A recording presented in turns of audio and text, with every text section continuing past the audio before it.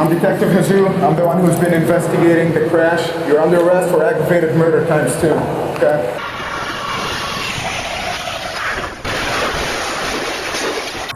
This is not a fresh accident either. She's been here for a while. Oh my God. Oh my God. ×3, guys. Radio, 3 occupants. On a quiet summer morning in 2022, emergency responders rushed to the scene of a devastating crash in Strongsville, Ohio. A speeding car had slammed into a commercial building with such force that it burst into flames. Inside were 3 teenagers, only one survived. What initially appeared to be another tragic traffic accident soon transformed into one of the most controversial criminal cases in recent American history.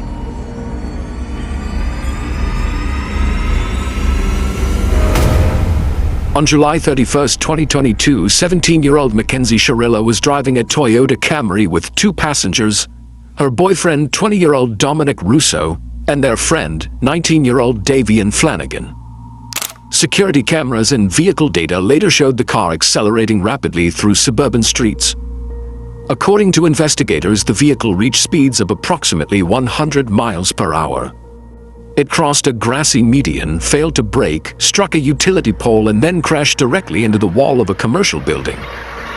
The impact was catastrophic. The car erupted into flames almost instantly. This car's split in 2.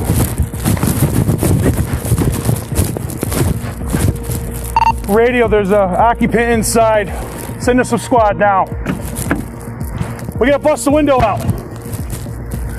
Send us some more units. Any more units to progress now, Anita? Now! What are we doing? 31's 1 up. 60 on Westwood, I'm the 3 on Alameda. This is not a fresh accident either. She's been here for a while.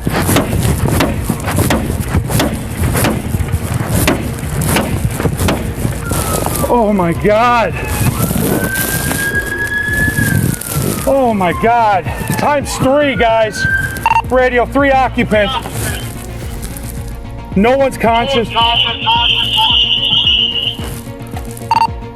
No one's breathing. I copy. Bust that window out.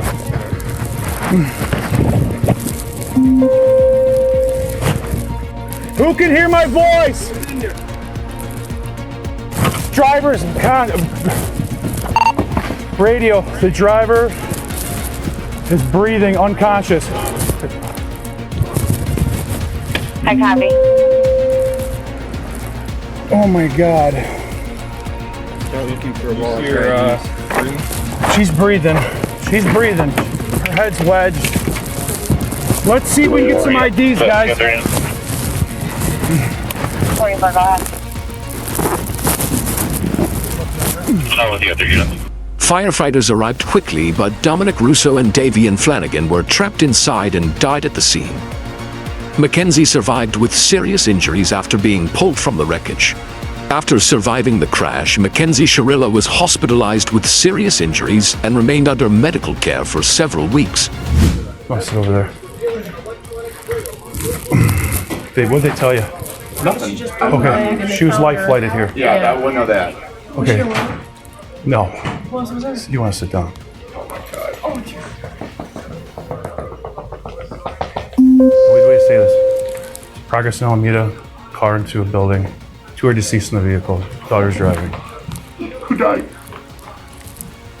I don't know whether, but there's one that we don't know. His name's Jacob. Does anyone know Jacob? Dom? No, stop. Let him talk. Guys, I know, we've been dealing with this. Your daughter's okay. She's talking to us. I talked to her, okay? Your daughter's alive, okay? Your daughter's alive. She was driving the vehicle, okay? Who's that? Jacob and who? What's the name you said? Dom? Might be. Oh my God. Stop. What's his relation to you? My boyfriend. Okay, yeah, then Dom was in the car. Stop. Oh my God. What? Are you kidding me? Ma'am, it's...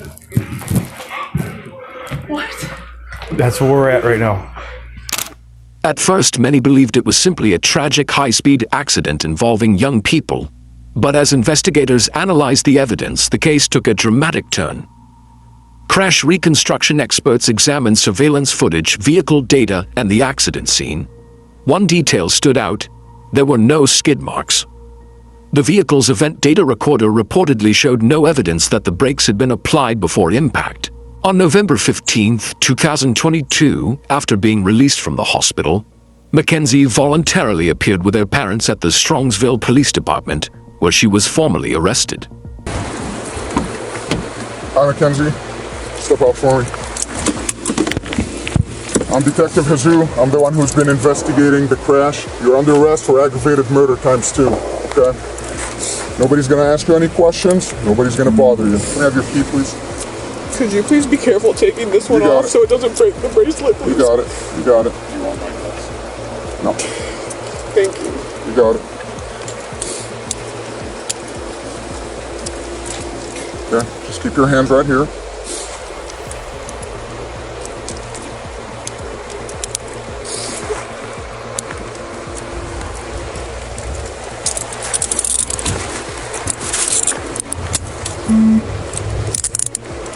I'm not gonna tighten these, okay? I don't wanna hurt you.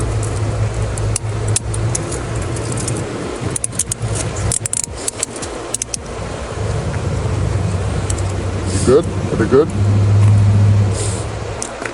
This screws are right here.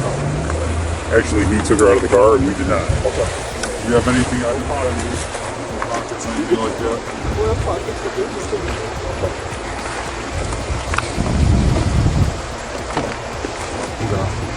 Watch your head going in.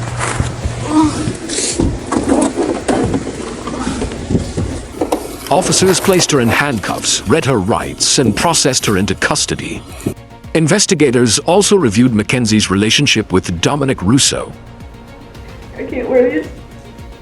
Now, unfortunately, everything's gonna have to come off right now once we know, when the detective comes back and we know for sure what's going on. Everything's gonna be bagged up here, it's not going anywhere. It's not hers, it's mine. And it's in the car, I got it on fine phone. It's in your lap. So, but I need to speak to my daughter, because you guys aren't allowed to speak to her at all, that's from the lawyer. He does not want you guys speaking to her. And I can get him on the phone, and he can tell you that over the phone if that works, or I can go in and tell her not to open her mouth. How you guys did this on the weekends, just, well, you all you do is go, hey, there's a warrant for, we would have brought her right down here with no problem, but you hit it. It's just unbelievable. I mean, he's 18. Well, the warrant was issued today, so we executed it today. The warrant wasn't issued earlier. Well, you could have made a phone call, couldn't you? You had your creeper out in front of my yard watching. So, let me at least I have ask. another child. Oh, I get it, I get it. So we're gonna let her. Can you put Thank you. Then am I gonna be allowed to have a 2-minute conversation with her? You cannot talk to her while she's here, no. Court testimony described a complicated teenage relationship marked by arguments, emotional struggles, and periods of separation. Prosecutors claimed the crash followed relationship conflict and argued that Mackenzie intentionally drove the vehicle into the building as an act of murder-suicide. The defense strongly rejected that theory. Her attorneys argued there was no direct evidence proving intent. They maintained that the crash could have resulted from reckless driving, panic, or a loss of control rather than a deliberate act. I was assuming, I don't know, that she could have been drinking. They were young. I thought maybe she was just going fast or something and lost control. Another consideration was, did Mackenzie suffer some sort of medical condition at the last minute that prevented her from slamming on the brakes or seeing what was going on?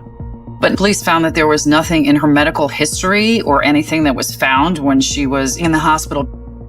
They also pointed to Mackenzie's history of mental health challenges and questioned whether prosecutors had proven their case beyond a reasonable doubt. One unusual aspect of the trial was that Mackenzie chose to have her case decided by a judge instead of a jury. The bench trial began in 2023 and drew nationwide attention. Prosecutors presented surveillance footage showing the vehicle's path, expert testimony regarding speed and braking, and digital evidence intended to establish motive. Defense experts challenged several of the prosecution's conclusions arguing that accident reconstruction could not definitively establish Mackenzie's state of mind at the moment of the crash. Ultimately, the court sided with the prosecution. In August 2023, the judge found Mackenzie Sharilla guilty of multiple counts of murder, felonious assault, and aggravated vehicular homicide. During sentencing, the judge described the crash as a calculated intentional act and stated that the evidence demonstrated purpose rather than negligence. Mackenzie was sentenced to life in prison with the possibility of parole after serving 15 years. The verdict immediately sparked intense public debate. Some believed the evidence clearly showed an intentional act. They pointed to the lack of braking, the extremely high speed, and the prosecution's argument about relationship conflict as compelling proof of murder. Others questioned whether intent had truly been established beyond reasonable doubt. Critics argued that while the driving was undeniably reckless, proving a deliberate decision to kill is an exceptionally high legal standard. Whatever conclusion people reach, one fact remains undisputed. On that July morning in Ohio, 2 young men lost their lives, 1 teenager lost her freedom, and several families were left forever changed by a crash that continues to be remembered as one of America's most controversial true crime cases.